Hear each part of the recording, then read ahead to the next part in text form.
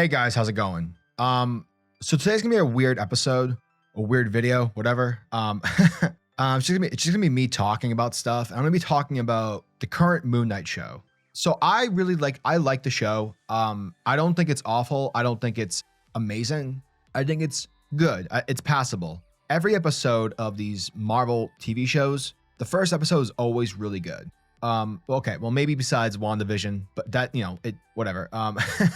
When it came to Loki and when it came to, the first episode of Moon Knight, like they were both really good episodes. And then there's always that part in the show where like it just kind of like wastes.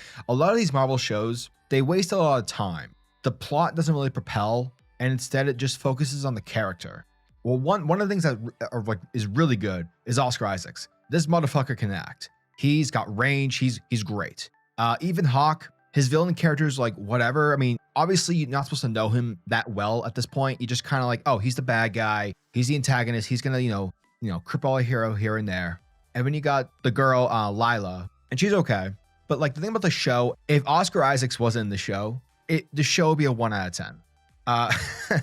And that's weird because like, yeah, obviously Oscar Isaacs is carrying the show. It's his show. But usually in a show, there are things that are supporting said show. With WandaVision, it's a Wanda Maximoff and Vision focused show. However, you had things happening outside that, that virtual red bubble Wanda created.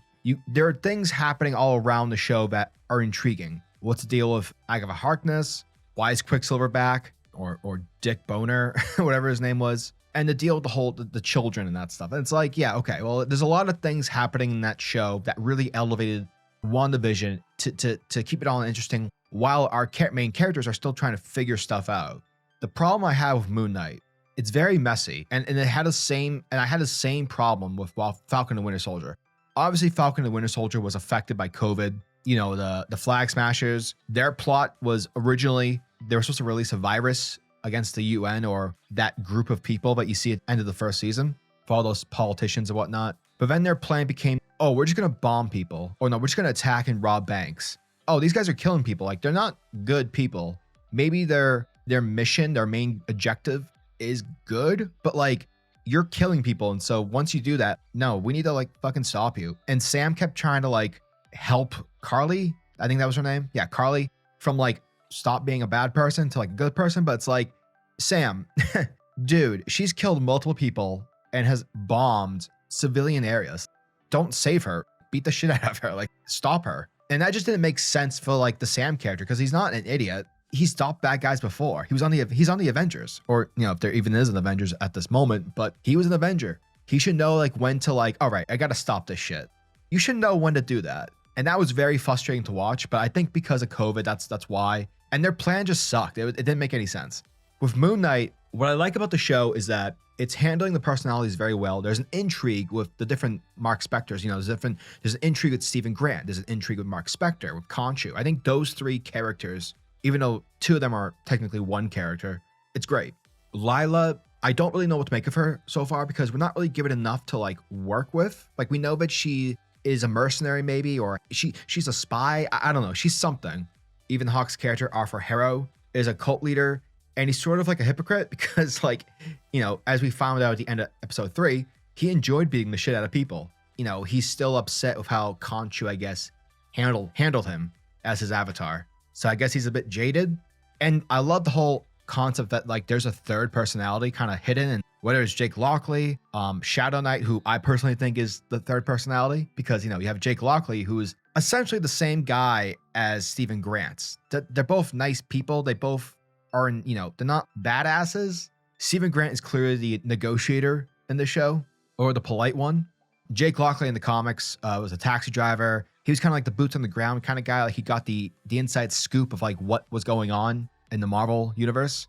But it seems a bit repetitive, and I think Marvel likes to make things a bit more simpler for the main audience because us comic book readers, we're used to insanity. Whereas like grandma who's like 60 watching Moon Knight, maybe she's like, the fuck? I think there's a couple things like, we need to like simplify. And I think by introducing the third personality, whether it's actually Bushman, maybe Bushman isn't dead, maybe his spirit of sorts is trapped in Mark's mind.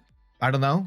Maybe it's Shadow Knight, and instead of it being Randall Spector Mark's brother in the comics. It's actually just adopted its own personality in Mark. I can see the MCU doing that because they like to combine things to make things less repetitive. They sort of did that with Whiplash, where they combined Whiplash and Crimson Dynamo. There's a lot of cool concepts brought to the table. I love the whole cosmology of like them turning the sky. I don't care if like people saw it. Like, this is the Marvel Universe. People see shit all day. Like, if you read the comics, people complain about the like, oh, I saw Toad down the street and he was jumping on people. Or, oh, I was walking down the street one night and I saw 5 Spider-Men swinging around, singing fucking, I don't know, Britney Spears or something. They were just saying, hit me baby one more time. And people kept shooting webs at them. It became weird. That's the Marvel Universe and everyone's so used to it. Fucking Thanos snapped half of life in existence. You're going to see some weird shit every day. For people to like see that, I don't think that's a big deal. So all that's great. It's just everything that's around, everything that is happening around our characters. Khonshu, Marc Spector, Lila, Arthur Harrow, everything that's happening around them sucks. It doesn't suck, but it's just like, you had some ideas here and it's great. Episode 3 really kind of like, we have Disney bucks now, so therefore we can just CGI a bunch of shit. We don't actually have to go to Egypt. We don't have to go to some fake desert. We can just bullshit it and CGI green screen. And like, that's the thing about like the MCU lately that's been really pissing me off. The green screen. They need to not do that. You know, I was not a fan of Eternals. I appreciate Eternals. I think it was a good attempt. But what I appreciate mostly about that movie is that the fact that Chloe Zhao actually went to real world settings. Like, she actually went on a plane with equipment and took video and shot people doing stuff on a beach or in the woods. They went to real life locations. And like, why? I understand that like the MCU is sort of like a machine at this point where there's a schedule, and if we can't really like schedule, going to different areas because that takes time and extra money. Why not do that? And I understand like this is more like from the business side of things. I don't know. And maybe if they did do that, we would get less content. The MCU is so powerful. How come it doesn't take its time? I know why. Because, at the end of the day, it's money. It's a business. It's Disney. It's a corporation. It's everything like that. But like, why can't they just take the time? If you're going to if you're not going to be able to go to Egypt, shoot the scene, like at least attempt to make the surrounding area you're at Egypt-ish. Come on. And also the CGI, it's garbage. I don't mind the CGI when it comes to the movies. I think the CGI in Black Panther is horrendous. Like, it is insulting how bad that CGI is. The movie's great. Therefore, because that movie is so good, you can ignore the CGI, but at the same time, you're like, but fuck you. The CGI is trash, and these rhinos are clearly not real. Just try. I know that CGI takes a while to get going, and it's really to the last second, but like, we don't need every shot of the CGI jackal to be like, there are certain things that happen in the Moon Knight show that it's like, all right, clearly we didn't have time or enough money to do this. And when it comes to Iron Man 1, I'm going to like backtrack here, because when it comes to Iron Man 1, that movie's so goddamn good. And it's not just because of the acting. Obviously, Robert Downey Jr. nailed it in that movie. And, it wasn't just the supporting cast, which is also great. Everything around Iron Man in that movie felt legit. Like him, like being attacked in Afghanistan. Well, I know they didn't actually shoot in Afghanistan. They may have. I don't know. It was a different time back then. But like, everything just looked real. And when they shot Iron Man in those scenes, he had that prop suit. He didn't have like the full suit, but he had the propish. They green screen stuff in certain areas to make it at least feel and look real.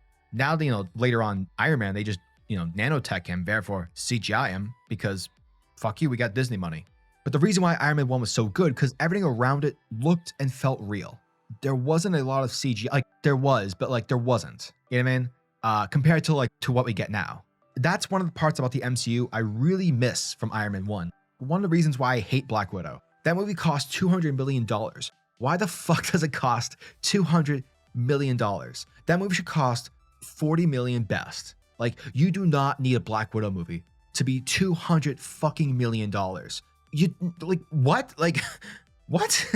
Like, did you see Shazam? That movie cost $60 million.